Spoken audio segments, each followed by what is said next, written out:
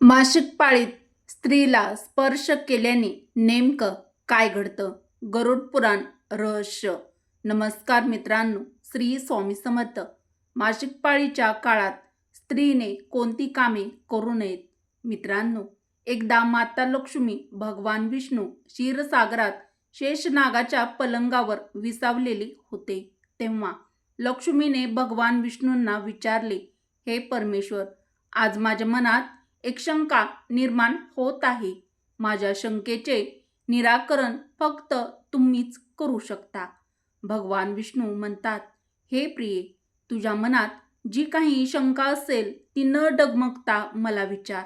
मी तुझ्या शंकाचे निरसन करेल. हे स्वामी, कोणत्या शापामुळे स्त्रियांना मासिक पाळीच्या वेदना सहन कराव्या लागतात? माझा दुसरा प्रश्न असा आहे की प्रभू, मासिक पाळीत असलेल्या स्त्रीने कोणती कृती म्हणजेच कामे करू नये ज्यामुळे तिला अपराधी वाटेल? भगवान विष्णू म्हणतात, हे देवी लक्ष्मी, आज तू मानवजातीच्या कल्याणासाठी खूप चांगला प्रश्न विचारला आहे. तुमच्या या सर्व प्रश्नाची उत्तरं सत्यजित यांच्या प्राचीन कथेतून मिळेल. ही महान कथा ऐकल्याने सर्व पापांचा नाश होतो. कोणतेही पती पत्नींनी ही कथा लक्षपूर्वक ऐकू शकतात. त्यांना सौभाग्य प्राप्त होते. म्हणूनच हे देवी, तुम्ही ही कथा लक्षपूर्वक शेवटपर्यंत ऐका. देवी लक्ष्मी म्हणते, हे सत्यजित कोण होते? त्यांचं आचरण आणि विचार काय होते? मला ही कथा नक्कीच ऐकायची आहे. कृपया मला ही कथा सांगा. मी ती नक्कीच लक्षपूर्वक ऐकेल. भगवान विष्णू म्हणतात, हे देवी, प्राचीन काळाची गोष्ट आहे. चंद्रनगरी देशात एक अतिशय सुंदर नगर होते. त्या नगरातील सत्यजित नावाचा ब्राह्मण राहत होता.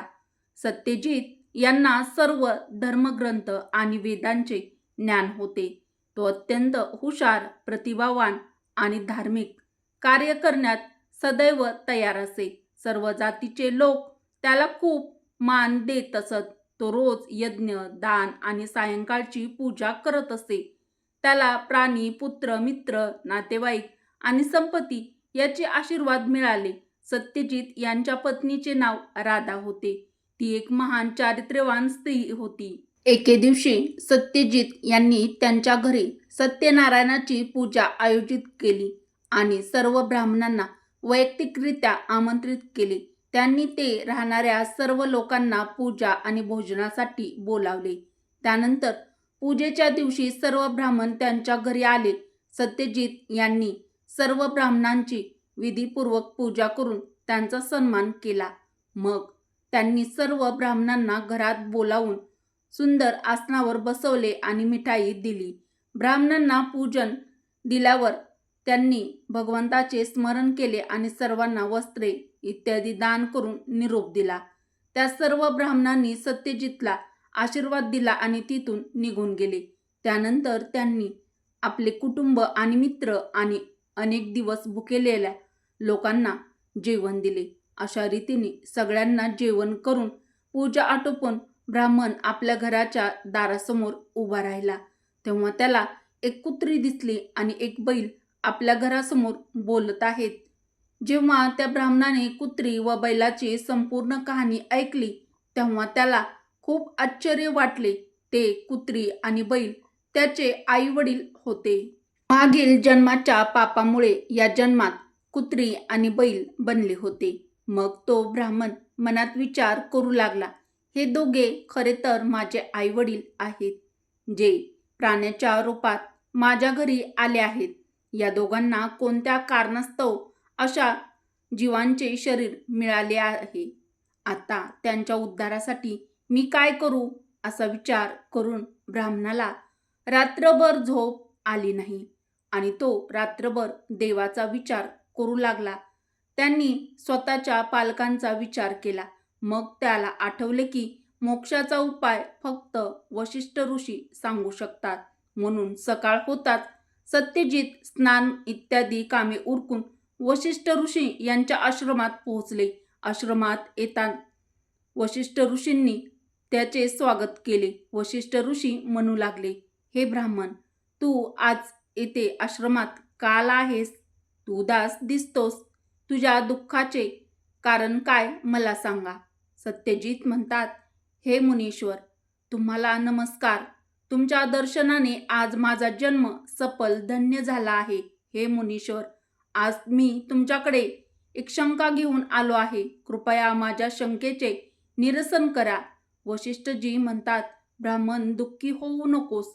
तुझ्या मनात कोणतीही शंका असली तरी ती न डगमगता विचार. मी तुझ्या शंकेचे निरसन करेल. मग सत्यजित म्हणतात, हे मुनीश्वर, काल माझ्या घरी सत्यनारायणाची पूजा ठेवली होती आणि अनेक ब्राह्मण आणि भुकेल्या लोकांना मी अन्न दिले.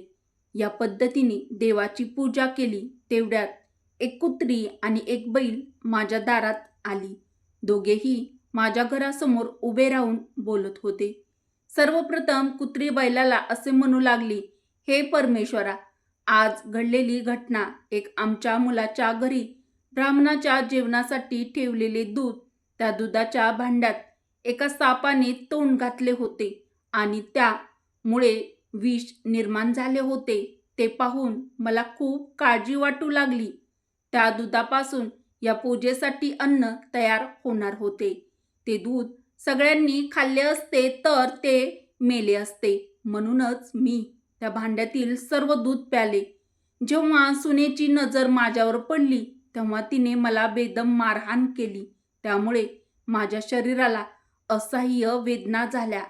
मला खूप वेदना होत आहेत. म्हणून मी दुःखी आहे. मला हे दुःख सहन होत नाही. कुत्रीचे बोलणे ऐकून बैल खूप दुःखी झाला आणि आपली कहाणी सांगू लागला. आता मी तुला माझ्या दुःखाचे कारण सांगतो. मागील जन्मी या ब्राह्मणाचा मी बाप होतो.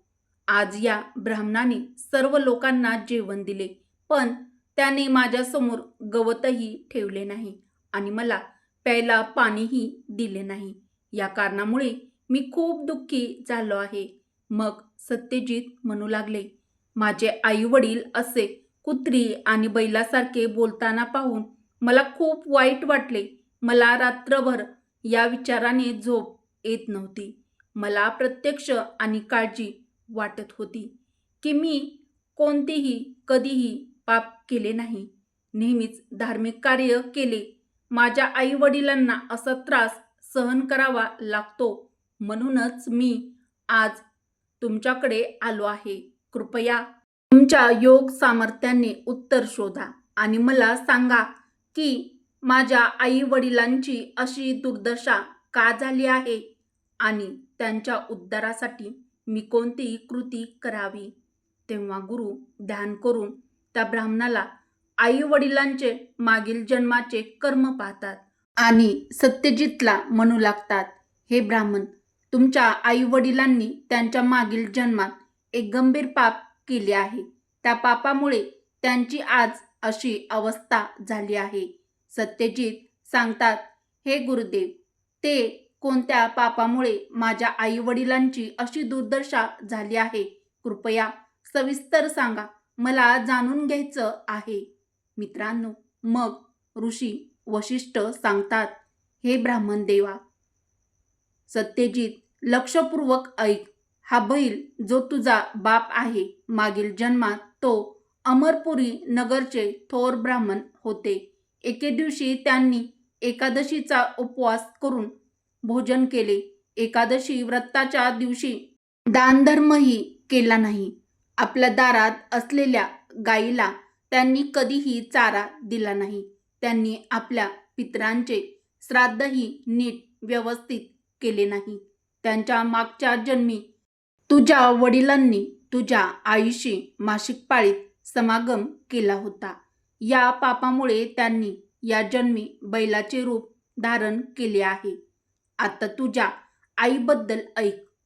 तुझ्या आईने मासिक पाळी असतानाही जेवण बनवले. धार्मिक विधी करताना देवाच्या तुळशीला पाणी अर्पण केले. मासिक पाळी असतानाही तिने ते देवाला पाणी अर्पण केले. या कारणास्तव एक महान पाप मानले जाते. मासिक पाळीच्या काळात 3 दिवस अपवित्र होती. मासिक पाळीच्या काळात स्त्रीने पूजा करू नये. स्त्रीने या 3 दिवसात केसही धुवू नयेत. यामुळे पतीचे आयुर्मान कमी होते. मासिक पाळीच्या वेळी झाडे आणि तुळशीला स्पर्श करू नये. मासिक पाळीत असलेल्या स्त्रीसोबत सुद्धा समागम करणे. जो कोणी मासिक पाळीच्या कपड्यांना स्पर्श करतो तो ब्रह्महत्येचे पाप करतो, त्यालाही अपराधी वाटतं. मासिक पाळीच्या स्त्रीच्या शरीरात ब्रह्महत्येचे पाप 3 दिवस राहते आणि 4थ्या दिवशी स्नान करून ती पवित्र होते. 4थ्या दिवशी आंघोळ केल्यावर मासिक पाळीच्या स्त्रीने आपल्या पतीच्या चेहऱ्याकडे पाहावे. दुसऱ्या पुरुषाच्या चेहऱ्याकडे पाहू नये. पती जवळ नसेल तर सूर्यदेवाकडे पाहावे. गुरु वशिष्ठ सांगतात, हे ब्राह्मण, या पापामुळे तुझा बाप बैल म्हणून जन्माला आला आणि तुझी आई कुत्री म्हणून जन्माला आली. ब्राह्मण सत्यजित म्हणतात, हे मुनीश्वर, आता कृपया माझ्या माता पित्याच्या उद्धारासाठी उपाय सांगा. गुरु म्हणतात, हे ब्राह्मण, कोणत्याही अमावस्येच्या दिवशी श्राद्ध आणि तर्पण कर. आई वडिलांच्या उद्धारासाठी दानधर्म कर. गायीची सेवा कर आणि गोमातेला मिठाई खाऊ घाल. आपल्या आई वडिलांच्या उद्धारासाठी देवाकडे प्रार्थना कर. यामुळे त्यांचे आई वडील मुक्त होतात. भगवान विष्णू पुढे म्हणतात, लक्ष्मी देवी, मी तुला सांगितले आहे की मासिक पाळीच्या काळात स्त्रीने कोणती कामे करू नये. मित्रांनो, पुढे भगवान विष्णू म्हणतात, आता मी तुम्हाला सांगतो कोणत्या कारणास्तव स्त्रीला मासिक पाळीच्या वेदना सहन कराव्या लागतात. सत्ययुगात काल नावाचे प्रसिद्ध असलेला राक्षस होता. तो राक्षस असल्यामुळे त्याचा स्वभाव उग्र व रागीट होता. तो नेहमी लढायला तयार असायचा. मग एके दिवशी वृत्तसुरासह सर्व राक्षस स्वर्गलोकात चढाई करू लागले, युद्ध करू लागले. त्या राक्षसाकडे खूप शक्तिशाली शस्त्र होते, जे देवता सहन करू शकले नाहीत आणि ते ब्रह्मदेवाकडे पळून गेले. तेव्हा ब्रह्मदेवाने त्यांना राक्षसाचा पराभव करण्याचा उपाय सांगितला. हे यंत्र तुम्ही या क्षणी महर्षी ददंजीकडे जा. तुम्हाला त्यांच्या शरीरातील हाडापासून शस्त्र पुरवतील. त्या शस्त्राचा वापर करून तुम्ही रुद्रसुराचा वध करू शकाल. महर्षी ददंजींच्या आश्रमात जातात आणि प्रार्थना करतात आणि त्यांना शस्त्र देण्याची विनंती करतात. मग जगाच्या कल्याणासाठी महर्षी ददंजींनी आपल्या शरीरातील हाडापासून शस्त्र तयार करतात. त्या अस्त्रापैकी एक वज्र नावाचे अस्त्र आहे, जे भगवान इंद्राने धारण केले आहे. सर्व देवता रुद्रसुराशी युद्ध करण्यासाठी निघतात. देव आणि दानवामध्ये भयंकर युद्ध होते. सर्व देव दानवाशी युद्ध करण्यासाठी आकाशात जमा होतात आणि युद्धात तुटून पडतात. अग्निदेवाला आगीच्या हल्ल्याने जबाबदाऱ्या पेलायला लागतात. अग्नीच्या प्रभावामुळे शरीराचा प्रत्येक अवयव जळू लागतो. मग वरून देव पाण्याचा वर्षाव करतात आणि राक्षसांना बुडवतात. त्यामुळे राक्षस गर्जना करू लागतात. अशा रीतीने अनेक दिवस दैत्य आणि देवामध्ये भयंकर युद्ध चालू असते. तेव्हा देवराज इंद्र आणि रुद्रासूर समोरासमोर येतात. दोघांमध्ये युद्ध होते आणि त्यानंतर देवराज इंद्र आपल्या वज्राच्या जोरावर रुद्रसुराचा वध करतो. राक्षस रुद्रसुराचा मृत्यू होताच ब्रह्महत्या त्याच्या शरीरातून बाहेर पडतो आणि इंद्राचा पाठलाग करू लागतो. मग ब्रह्महत्या इंद्राच्या शरीरात प्रवेश करतो. त्यामुळे इंद्रदेवाला ब्रह्महत्येचे पाप लागते. देवराज इंद्र ब्रह्मदेवाकडे जातो आणि त्याला ब्रह्महत्यापासून मुक्ती मिळवण्यासाठी सांगतो. तेव्हा ब्रह्मदेव ब्रह्महत्येला इंद्राच्या शरीरातून बाहेर येण्याची आज्ञा देतात आणि ब्रह्महत्या इंद्राच्या शरीरातून बाहेर पडतात आणि ब्रह्मदेवाला म्हणू लागतात, हे परमपिता, आतापर्यंत मी वृत्तसुराच्या शरीरात वास करत होतो, कारण त्याने अनेक ब्रह्महत्या केल्या होत्या. इंद्राने त्याचा वध केल्यानंतर मी इंद्राच्या शरीरात वास करू लागलो आता कृपया मला योग्य जागा द्या, मी ते राहू शकतो. मग ब्रह्मदेव म्हणतात, हे ब्रह्महत्या, मी तुला तुझे योग्य स्थान देतो. तेव्हा ब्रह्मदेव म्हणाले की ब्रह्महत्येचा तुझा 1/4 भाग अग्नीच्या आत राहील. जो अग्नीला यज्ञ करत नाही, तुम्ही त्याच्या शरीरात प्रवेश करा आणि तुमच्या शरीराचा दुसरा भाग पाण्याखाली राहील. जो पाण्यात थुंकतो, मूत्र करतो किंवा विष्ठा करतो, तुम्ही त्याच्या शरीरात प्रवेश करा. मग तिसरा भाग झाडे, वृक्ष आणि झाडामध्ये राहील. जो विनाकारण कोणीही वृक्षतोड करेल, तोही ब्रह्महत्या पापाचा दोषी ठरेल. तेव्हा ब्रह्मदेवांनी अप्सरांना बोलावून सांगितले, हे अप्सरांनो, ब्रह्महत्येचा एक भाग तुम्ही स्वीकारा. अप्सरा म्हणाल्या, हे परमेश्वरा, तुमच्या परवानगीने आम्ही ते स्वीकारण्यास तयार आहोत, परंतु कृपा करून सुटकेचा काही मार्ग सांगा. तेव्हा ब्रह्मदेव म्हणू लागले, हे अप्सरांनो, जो कोणी जेव्हा मासिक पाळीमध्ये स्त्रीशी संभोग करेल, त्याच्या आधा ब्रह्महत्या प्रवेश करेल. अशा प्रकारे ब्रह्महत्येचे 4 भाग होते आणि एक आगीत, दुसरा पाण्यात, तिसरा झाडामध्ये आणि चौथा स्त्रियामध्ये गेला. मासिक पाळीच्या काळात जो कोणी स्त्रीला स्पर्श करून तिच्याशी संभोग करतो, तो त्याचप्रमाणे त्याचा भाग होतो. त्याला ब्रह्महत्याचा वध केल्याचा अपराधीपणा वाटतो.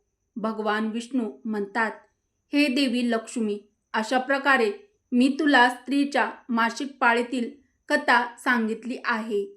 मासिक पाळीत स्त्रीने कोणती कामे करू नयेत इत्यादी सुद्धा माहिती सांगितली आहे. पुढे महालक्ष्मी सांगतात, हे परमेश्वरा, आज तुम्ही मला खूप महत्त्वाचे ज्ञान दिले आहे. मी पण तुम्हाला वचन देते, मासिक पाळीच्या वेळी पूजा करणारी कोणतीही स्त्री असो, तसेच मासिक पाळीच्या काळात पतीशी संबंध ठेवणाऱ्या स्त्रीच्या घरात मी कधीच प्रवेश करणार नाही. त्यामुळे मित्रांनो, मासिक पाळीच्या काळात महिलांनी ही कामे चुकूनही करू नका. मित्रांनो, तुम्हाला ही कथा कशी वाटली ते मला कमेंट करून नक्की कळवा. व माहिती व हा व्हिडिओ आवडल्यास व्हिडिओला एक लाईक अवश्य करा. मराठी मंगल आपल्या चॅनलला सबस्क्राईब देखील जरूर करा व उपयुक्त व्हिडिओ तुमच्या मित्र परिवारासोबत आणि बहिणींसोबत जास्तीत जास्त शेअर देखील नक्की करा. कमेंटमध्ये जय श्री हरी विष्णू किंवा जय माता लक्ष्मी नक्की टाईप करा. मित्रांनो, व्हिडिओ शेवटपर्यंत पाहिल्याबद्दल तुम्हा सर्वांचे मनापासून धन्यवाद. बेल आयकॉन प्रेस करा, म्हणजे जेव्हा कधी मी नवीन व्हिडिओ अपलोड करेल तेव्हा त्याचं सर्वात आधी नोटिफिकेशन तुम्हाला मिळेल आणि तुम्ही आपल्या चॅनलवरचा एकही व्हिडिओ पाहायचा विसरणार नाहीत. तर मित्रांनो, परत भेटू अशाच एखाद्या नवीन व्हिडिओमध्ये. श्री स्वामी समर्थ. जय श्रीराम, जय श्रीकृष्ण, जय माता लक्ष्मी. धन्यवाद.